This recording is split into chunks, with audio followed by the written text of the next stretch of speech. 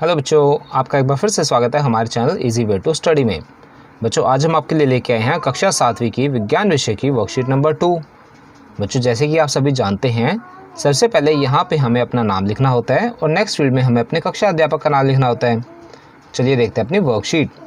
उससे पहले बच्चों, अगर आप हमारे चैनल पर नए हैं और अभी तक हमारे चैनल को सब्सक्राइब नहीं किया है तो हमारे चैनल को सब्सक्राइब करना ना भूलें। साथ ही बेल आइकन बटन ज़रूर दबाएं, जिससे हमारी कोई भी नई वीडियो आती है आपको तुरंत नोटिफिकेशन मिल जाए। चलिए देखते हैं अपनी वर्कशीट। बच्चों, आज की हमारी वर्कशीट का टाइटल है समय की माप।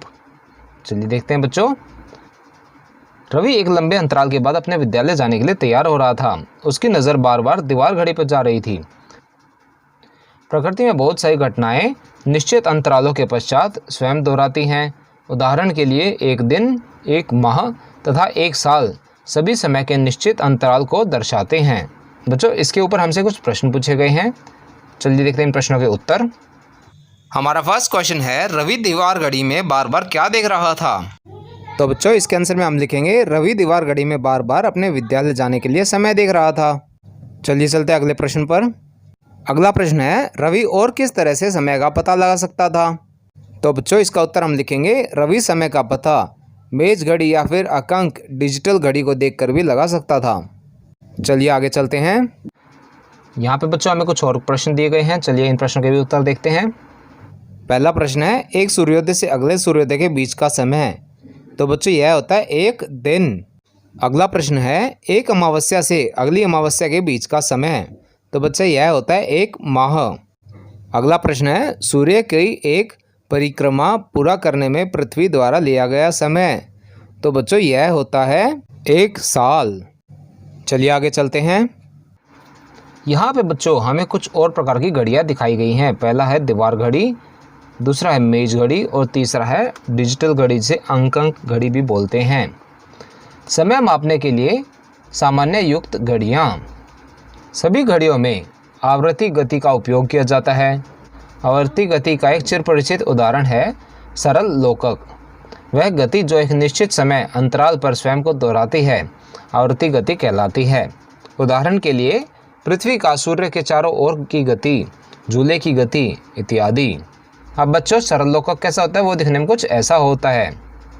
जब इसे हम एक तरफ ले जाकर छोड़ते हैं तो यह अपने आप दूसरी तरफ जाता है और फिर वहाँ से वापस आता है। आगे चलते हैं। एक सरल लोकक की मध्य बिंदु से इधर उधर की गति आवृत्ति या दोलन गति का एक उदाहरण है। जब सरल लोकक का गोलक एक चरम स्थिति ए से दूसरी चरम स्थिति बी तथा बी से वापस ए पर आ जाता है तो दोलन कहलाता है। सरल लोकक एक दोलन पूरा करने के लिए जितना समय लगाता है उसे सरल लोकक का आवर्तकाल कहते हैं। समय के मात्रक। समय का मूल मात्रक सेकंड है। इसका प्रतीक एस है। समय के बड़े मात्रक मिनट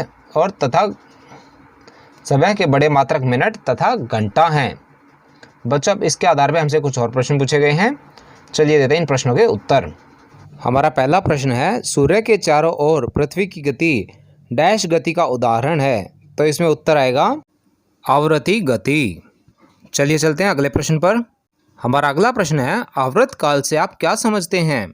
तो हम इसका उत्तर लिखेंगे सरल लोलक एक दोलन पूरा करने में जितना समय लगाता है उसे सरल लोलक का आवर्तकाल कहते हैं। चलिए अगला प्रश्न देखते हैं।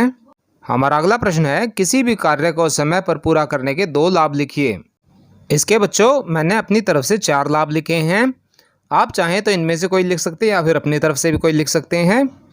तो मैंने उत्तर लिखा है, किसी भी कार्य को समय पर पूरा करने के लाभ। हमारे तनाव के स्तर को कम करता है। बच्चों, जब हम अपना काम समय पर पूरा कर लेते हैं तो हमें यह चिंता नहीं रहती कि हमें कुछ करना है और हम चिंता मुक्त हो जाते हैं। हमारा आत्मविश्वास बढ़ता है, प्रतिष्ठा प्राप्त होती है, अन्य कार्यों के लिए अधिक खाली समय मिलता है।